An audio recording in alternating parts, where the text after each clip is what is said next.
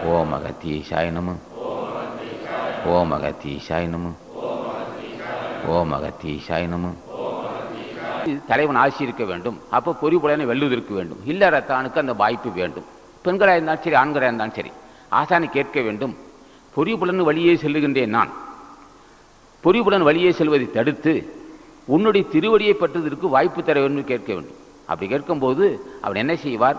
தினமும் உருகி தியானம் செய்ய ராமலிங்க சாமிகளே, மாணிக்க வாசகா, கத்தீசா, நந்தீசா, திருமல தேவா, பட்னாதா சொல்ல சொல்ல அவர் என்ன செய்வார்கள்? பக்குவம் வந்தது. இவனுக்கு பக்தி செலுத்த செலுத்த பக்குவம் வரும்.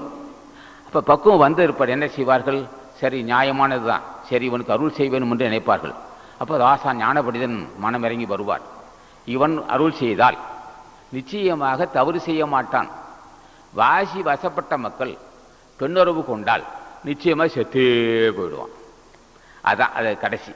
வாசி வசப்பட்டவன் இடைகளையும் பெண்களையும் சேர்த்து புறம் வைத்து ஒடுக்கி விட்டான் என்றால் பிறகு பெண்ணுறவு கொள்கின்றவன் நிச்சயமாக நசிந்து நாசமாக போயிடுவான்.